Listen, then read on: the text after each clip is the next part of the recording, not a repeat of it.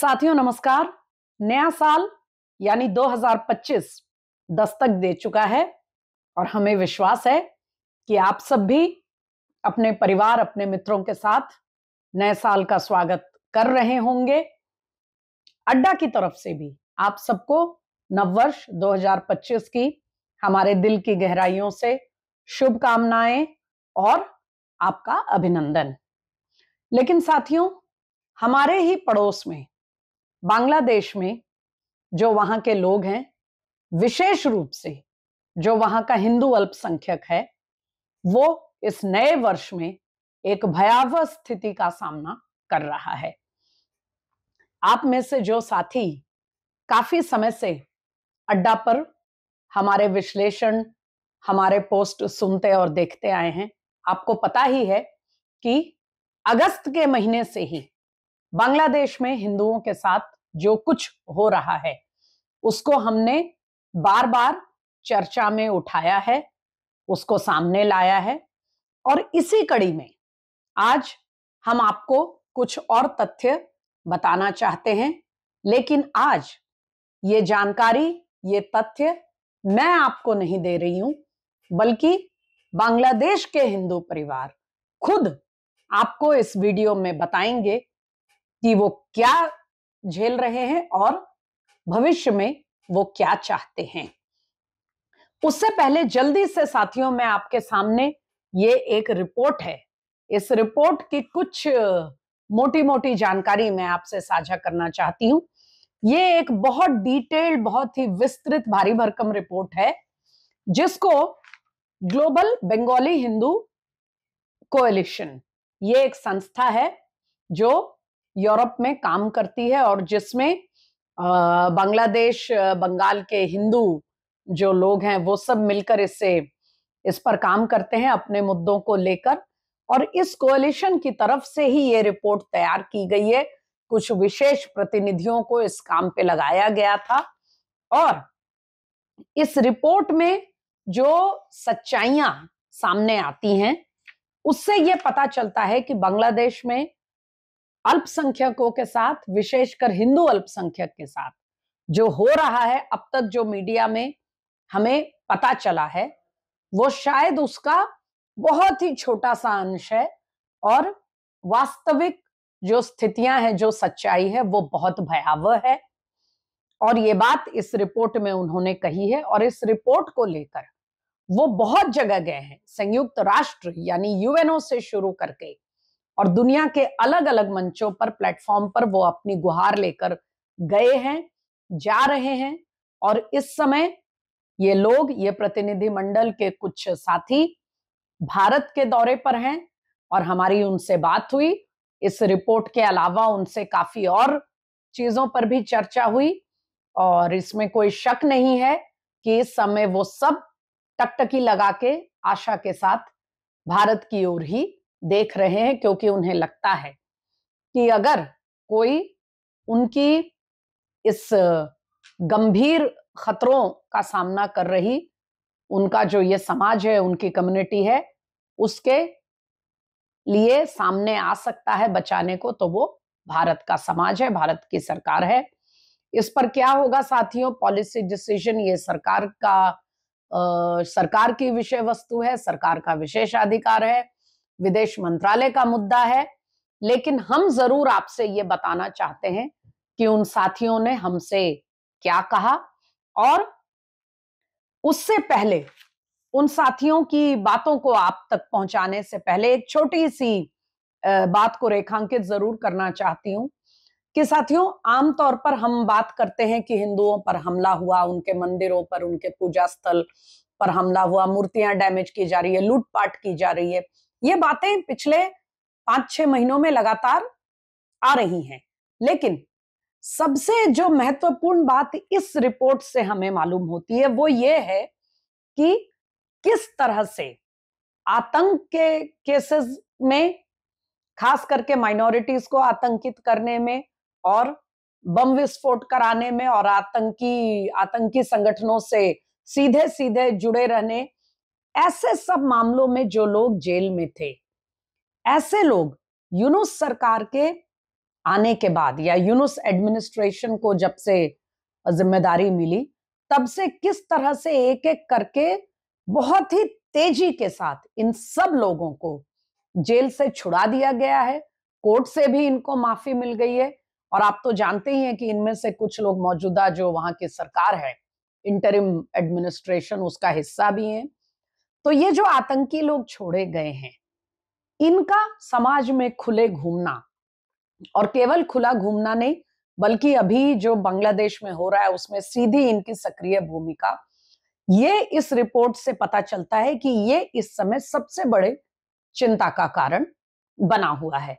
तो साथियों, इससे पहले कि हम आगे बढ़ें और हम लोगों को लेकर और दूसरी समस्याओं पर आगे बात करें, मैं चाहती हूं कि इस डेलीगेशन की एक सक्रिय सदस्य पुष्पिता गुप्ता वो बताएंगी कि किस तरह से हिंदू समाज वहां किन समस्याओं से रूबरू है।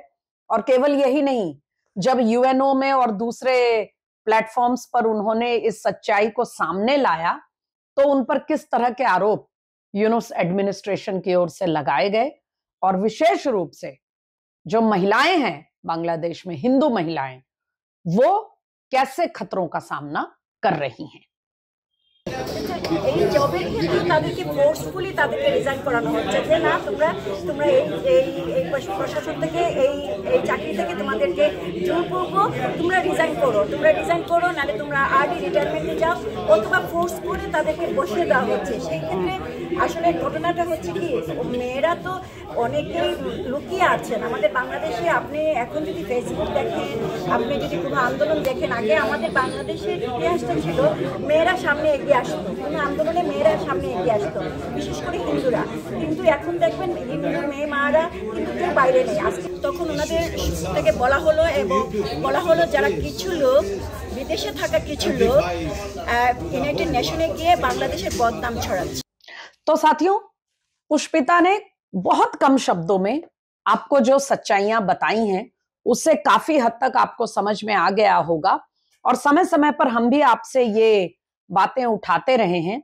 जैसे कि एक खबर इस रिपोर्ट में दी गई है कि कैसे एक हिंदू परिवार के, एक पूरे हिंदू मोहल्ले पर जिहादियों का हमला हुआ और महिलाओं के साथ बलात्कार हुआ, और जब उन्होंने कोशिश की आवाज उठाने की तो किस तरह से उन्हें धमकाया गया, उनको इतना डराया गया कि वो सभी महिलाएं खामोश हो गईं और उनमें से एक महिला ने आत्महत्या कर ली। तो जैसा बताया गया था कि कोई भी आगे नहीं आ रहा ऐसे किसी मामले की शिकायत दर्ज करने के लिए, इसीलिए आए दिन हमले होते हैं, आए दिन अत्याचार हो रहा है, लेकिन आप देखेंगे कि रेप का कहीं कोई मामला रजिस्टर नहीं हुआ। लेकिन इस समय एक और नई समस्या जो चिंता का विषय है वो है वहां उन पत्रकारों के साथ क्या हो रहा है जो कि जो यूनुस एडमिनिस्ट्रेशन है और जमाती लोग जो हैं उनके साथ अगर उनके कहे पर नहीं चल रहे हैं तो उन्हें किस तरह की स्थितियों का सामना करना पड़ रहा है। ज्यादातर तो भगा दिए गए हैं, मारे गए हैं, बाकी बचे खुचे जेल में डाल दिए गए हैं, और एक तरह से इस समय जमातियों का ऐसा एक आतंक है कि कोई उनके कहे हुए को लिखेगा पत्रकार तो वो रह पाएगा, नहीं तो उसे बांग्लादेश से छोड़कर अपनी मातृभूमि को भागना पड़ेगा अपनी जान बचाने के लिए, जैसा कि अभी ये पत्रकार जो दिल्ली आ गई हैं ढाका से, उन खतरों के कारण वो आपको बता रही हैं। I'm an elected leader of Dhaka Union of Journalists, DUJ. I'm Women Affairs Secretary. I'm elected on March 11 this year. And on 5th of August, that day, some of the people went in the press club, National Press Club, they vandalized our office and they just burned our documents. See, we the journalists even are not minimum security, we don't have there, and more than 200 journalists are now in prison, and against them, murder case filed, baseless murder case, so many murder case, and the case Now Jamaat is very has no you know any everything, I know. validity. Yes, that's that. We the journalists are not political persons. We are journalists. We are professionals. Even in media, not free. We are our free speech, freedom of speech. We cannot own this. That's the crisis. Even CPJ also and Committee to Protect Journalists also issued notice and statement on this. But our interim government, illegal interim government, denying everything else. तो साथियों, आप जानते हैं कि इन 4-5 महीनों में जो स्थितियां हुई हैं, जो हम भी आपको सामने लाते रहे हैं, उनका अगर हम ब्यौरा देते रहेंगे तो बहुत लंबी बात हो जाएगी, क्योंकि हर दिन आए दिन हमले हो रहे हैं। कितने मंदिर टूटे, कितनी मूर्तियां ध्वस्त की गई, त्योहारों में हिंदुओं को क्या क्या झेलना पड़ा। इन सब चीजों के बीच ये जो डेलीगेशन, ये प्रतिनिधिमंडल आया है, आखिर इसकी क्या उम्मीद है, क्या आशा है, ये क्या चाहते हैं कि भारत से इन्हें किस तरह का सहयोग इन्हें चाहिए, इसको लेकर प्रतिनिधिमंडल के जो एक तरह से सबसे वरिष्ठ नेता ने, सितांशु गुहा जिनका नाम है, जो लंबे समय से बांग्लादेश में माइनॉरिटीज के अधिकारों को लेकर दुनिया भर में पश्चिमी देशों में संघर्ष कर रहे हैं, आवाज उठाते रहे हैं, उन्होंने हमें बहुत कम शब्दों में अपनी उम्मीद को बहुत ही पैनी निगाह से और बहुत ही स्पष्ट और जोर देकर कहा। India helped us in 1971. We want the same thing again because we are in the same level of danger. Hindus will be extinct if India doesn't come forward. So what India did in 1971, they helped us all possible ways, including India fight for my country. Indian soldiers laid their life. We salute them. तो साथियों, बातचीत बहुत लंबी हो गई है। अभी हमारे पास और भी उस प्रतिनिधिमंडल के कुछ सदस्यों के बातें हैं। आने वाले दिनों में किसी और वीडियो में हम वो आपसे साझा करेंगे। लेकिन जल्दी से इस वीडियो को समाप्त करने के पहले मैं आपको बताना चाहती हूं कि ये जो ग्लोबल बंगाली हिंदू कोalition है और ये जो विशेष रूप से इस बांग्लादेश में अभी जो चल रहा है उसको लेकर जो टीम बनी, उन्होंने अपने रिपोर्ट में एक निचोड़ के तौर पर जो कॉल टू एक्शन उन्होंने लिखा है कि वो क्या चाहते हैं, दुनिया उन्हें कैसे उनके सुरक्षा के लिए आगे आए, उसमें कुछ बहुत ही दिलचस्प मांगे उनकी हैं और मैं जरूर चाहूंगी कि इनके बारे में आप जानें। सबसे पहली इनकी अपील है ग्लोबल इंटरवेंशन, कि वो समय आ गया है कि पूरी दुनिया को बांग्लादेश में अल्पसंख्यकों के साथ जो हो रहा है उसके लिए हस्तक्षेप करना ही चाहिए, वरना जैसा मिस्टर गुहा ने कहा कि बांग्लादेश में हिंदू जो है वो लुप्त हो जाएगा, उसका अस्तित्व खत्म हो जाएगा। दूसरी मांग है इनकी ऑटोनोमस जोन्स। ये चाहते हैं कि जहां जहां हिंदू की काफी ज्यादा संख्या में है या कई ऐसे कस्बे भी हैं कि जहां हिंदू बहुसंख्यक है, उनको ऑटोनोमस जोन घोषित किया जाए, जहां उनके पास अधिकार हो अपने, और वो एक स्वायत्त तरीके से अपने इलाकों में वो उनको ये अधिकार मिले ताकि उनकी सुरक्षा सुनिश्चित की जा सके। इसके अलावा कुछ और आवश्यक उनकी अपील्स हैं, जिनमें से एक दो मैं यहां उठाना चाहती हूं। सबसे पहला ये है कि जब भी किसी देश में माइनॉरिटीज के साथ एक हद से ज्यादा अत्याचार होता है तो यूएन के पास ये अधिकार है उस पर सैंक्शन लगाने का। क्यों अब तक इस ओर कोई कदम यूएनओ ने बांग्लादेश के संदर्भ में नहीं उठाया, ये सवाल पूछा गया है।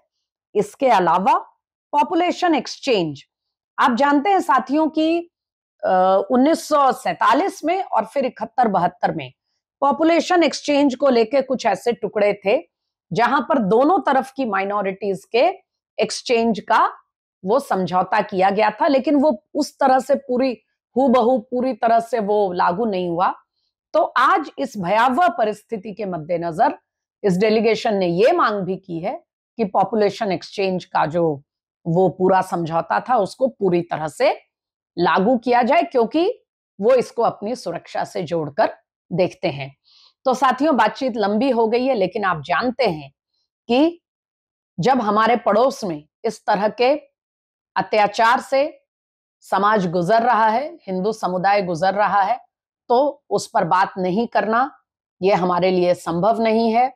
नए साल के बीच वहां किस तरह से वो नए साल के सामने खड़े हैं, इसको भी देखना जरूरी है। फिलहाल इतना ही, मुद्दा बहुत विस्तृत है, आगे इस पर बात किसी अन्य अड्डा में करेंगे। अड्डा पर आते रहिए, हमें सब्सक्राइब करिए और अकेले नहीं, अपने मित्रों, अपने साथियों को लेकर आइए। नमस्कार।